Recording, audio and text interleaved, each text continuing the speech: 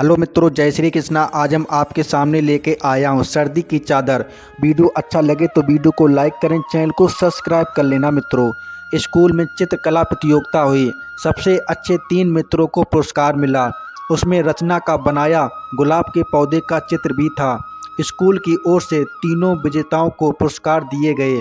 समारोह समाप्त होने के बाद रचना की माँ प्रतिभा प्रिंसिपल से मिली, पुरस्कार के लिए धन्यवाद दिया। फिर कहा, रचना बताती है कि स्कूल के बाग में गुलाब के बहुत सुंदर सुंदर पौधे हैं। हाँ हैं तो सही, हमें बच्चों के साथ साथ फूलों से भी प्यार है, प्रिंसिपल ने कहा। फिर प्रतिभा और रचना को प्रिंसिपल गुलाब वाटिका दिखाने गए। रचना एक छोटे से गमले में लगे सुंदर गुलाब के सामने जा खड़ी हुई और देर तक खड़ी देखती रही। लगा कि वह कुछ कहना चाहती है पर कुछ कह नहीं पा रही है।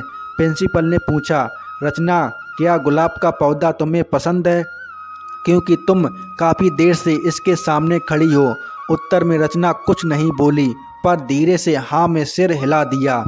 उसकी आंखें अब भी गुलाब के फूलों पर टिकी थी। रचना की माँ ने कहा, इसे फूलों से बहुत प्यार है। प्रिंसिपल हंस पड़ी। फिर उन्होंने ब्रश व पेंट लेकर गुलाब के गमले पर लिख दिया, रचना।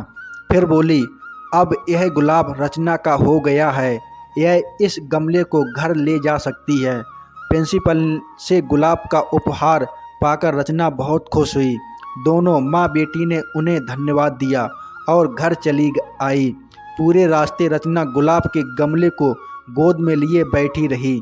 गमले का रंग उसके कपड़ों पर लग गया। माँ ने पौधे को नीचे रखने को कहा पर रचना ने मना कर दिया। वह गुलाब के एक पल के लिए भी अपने से अलग नहीं करना चाहती थी।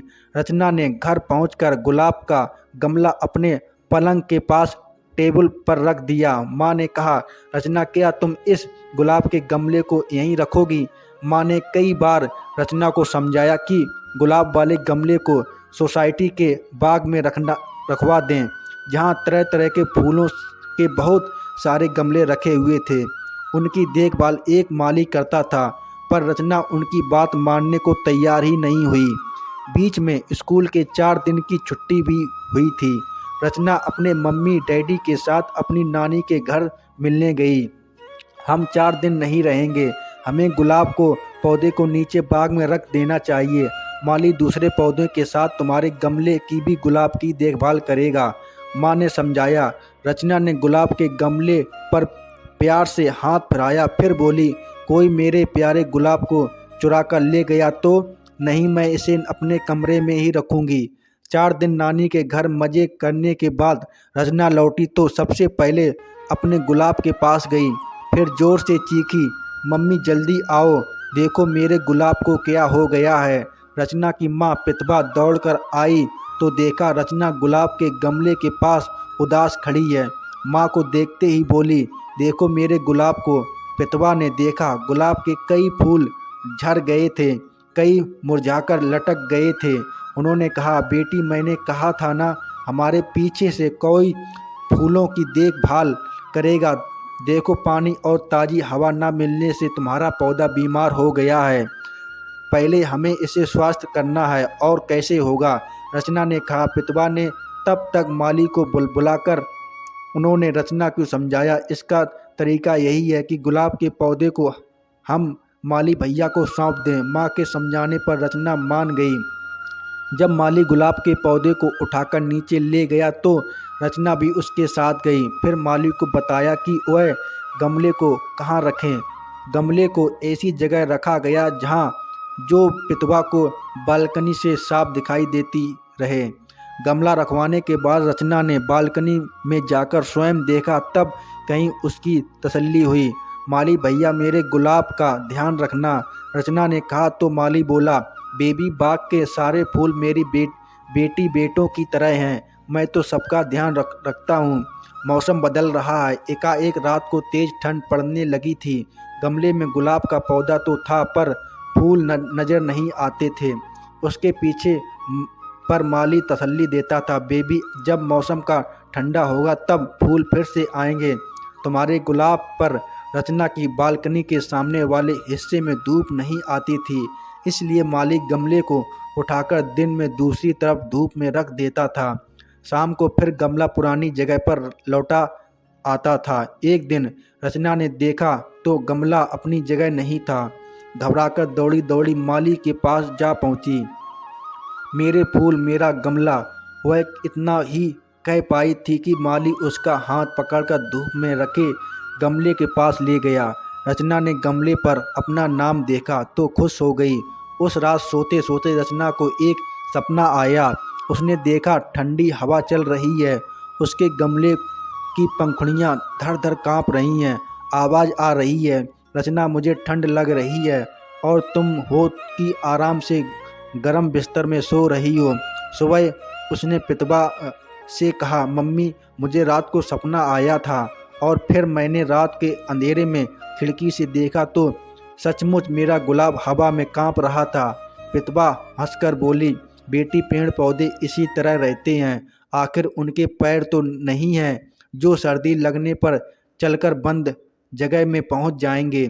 दिन में इसीलिए तो माली गमलों को उठाकर धूप में रखता है ताकि उन्हें धूप मिल सके। हमें अपने गुलाब के लिए कुछ तो करना चाहिए, रचना ने कहा और सारा दिन सोचती रही। शाम को उसने मम्मी की शाल उठाई और नीचे जाकर गुलाब के पौधे को अच्छी तरह से ढक दिया। पितवा ने खिड़की से बेटी का कारनामा देखा तो हंस पड़ी। रचना ऊपर आई तो उन्होंने देखा, बेटी यह क्या खेल रही हो? आखिर तुम्हारा गुलाब का पौधा ही तो अकेला नहीं है। क्या सर्दियों में कोई पूरे जंगल को उठाता है या बारिश और तेज धूप में उनके ऊपर एक विशाल छतरी तानता है? यह पागलपन है। प्रकृति अपने तरीके से पेड़ पौधों की रक्षा करती है, पर माँ वह तो मेरा गुलाब है, उसका ध्यान तो मुझे ही रखना होगा, रचना ने कहा। उस रात रचना आराम से सोती रही। रात में उनके एक बार उठकर नीचे झांका पर साफ साफ कुछ नजर ना आया। फिर उसे तसल्ली हुई कि कम से कम उसका गुलाब तो सर्दी से बचा रहेगा। सुबह नींद खुलते ही उसने नीचे झांका तो सन रहा था। रात को उसने 100 साल गुलाब पर डाला था, वह दूर जमीन पर पड़ा था। रचना ने चिल्लाकर पुकारा, माली भैया जरा ऊपर तो आना। फिर उसके उत्तर देने से पहले ही खुद नीचे भाग गई। उसने पूछा, माली भैया मेरे गुलाब पर से शाल किसने उतारा है? रात में तेज हवा चल रही थी इसीलिए उड़ गया होगा, माली ने कहा। रचना ने देखा माली के बदन पर केवल एक पतली कमीज थी। हवा उस समय भी तेज भी और वह ठंड से कपकपा रहा था। तब तक पितवा भी नीचे आ गई। उन्होंने कहा, रचना मैंने तुम्हें बताया था ना कि पेड़ पौधे सर्दी में रजाई नहीं ओढ़ते हैं, उनकी देखभाल प्रकृति अपने आप करती है या फिर हमारे माली भैया करते हैं। पितवा ने जमीन पर पड़ी शाल उठा ली, फिर माली से ऊपर आने को कहा। उन्होंने माली को खाली कमीज में सर्दी में कपकपाते देख लिया था। माली कुछ देर बाद ऊपर आया तो पितवा ने गर्मा गर्म चाय और कुछ खाने को सामने रख दिया। फिर रचना के पापा की कमीज और स्वेटर निकाल कर देते हुए कहा, इन्हें पहन लो, अगर तुम्हें ठंड लग गई तो फिर रचना के गुलाब कैसे ठीक रहेंगे। कहते हुए उन्होंने अपनी शाल रचना को थमा दी। उसे रचना ने रात में गुलाब के पौधों को उड़ाया था। उनकी आंखें अब रचना पर टिकी थीं। उनकी बात शायद रचना के मन तक पहुंच गई। रचना ने शाल माली को थमा दी, बोली, माली भैया तुम सुबह सुबह बहुत सवेरे बाग में आ जाते हो, जब आओ तो यह शाल ओढ़ कर आना। मम्मी ठीक कह रही है, अगर तुम बीमार पड़ गए तो फिर मेरे गुलाब की देखभाल कौन करेगा।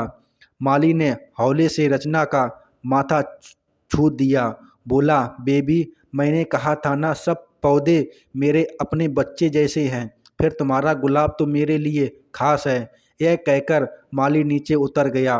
रचना को माँ ने गोद में भर लिया, पीठ थपथपाती हुई बोली, सब ठीक हो जाएगा और सिर्फ तेरे गमले के गुलाब ही तो नहीं हैं, बाग में सारे फूल पेड़ पौधे हम सबके हैं, हमें किसी एक का नहीं सबका ध्यान रखना चाहिए। रचना चुप खड़ी थी। मित्रों वीडियो में अगर आपको कुछ सीखने को मिला हो तो प्लीज़ गाइस वीडियो को लाइक करें, चैनल को सब्सक्राइब कर देना मित्रों, और कमेंट करके बताना हमारा ये वीडियो आपको कैसा लगा।